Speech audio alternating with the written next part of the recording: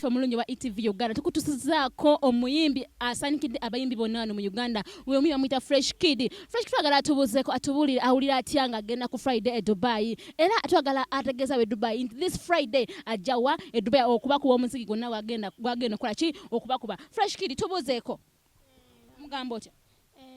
Tugamba bulungi ffenna. Music ali biki? Bwatira ali bulungi nnyo music. Manager agamba atya? Manager bwatira ali fit nnyo. Kati owulira otya ng'olunaku lwa Friday ogenda e Dubai okubakuba omuziki? Mpulira bulungi nnyo. Totidde? Ate nga ntya ki? Totidde na kulinnya nnyonyi? Totidde? Ate nga ntya ki oba?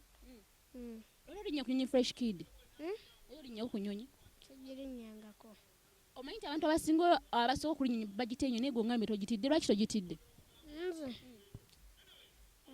sitidde. Mugenda bameka e Dubai? Babiri. Gwe nani? Nze ne manager. Dadi omulese? Tuveeyo kale. Okay, nga wagambye sigenda kiro era nvuddeyo. Twagala tumubuuzeeko. Ogenda bakuba ennyumba mmeka ab'e Dubai? Ennyimba nga bulijjo era bwenkola. Tuwe akapera okayimba kogenda osooka obba kubanga wakatuuka bote Dubai ng'oli ku stage. Ku stage?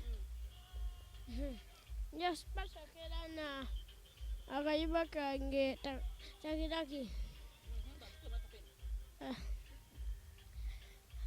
Ayo, bolira poli pama mu matujjamu enoso gituddemu ngiyimiriddemu oba yesobola okunyimiriramu kati lumba natamogo mukasanya omupita jeno omumpu mundabika mufulofono omumanguti amazanga ngalo ku piano pesa ku pesa nyize nnyo ku luno kaka nabawe yabo tabakola zowe yasaba bapuweleka ebyale mambawe kambaduse kisawe batuke bakowe ngambadde salide nakati kasitowe. Okay, ab'e Dubai muwulidde zonna rap omwana agenda bakola ki ng'aziba kubaawo ku stage e Dubai. Okay, twagala tumwerekereza abasiibuleko ab'e Dubai era abakakase nti this Friday is coming to Dubai. Yes, bakakasa ab'e Dubai nti you're coming on this Saturday. Siko Saturday. I mean Friday. Yeah.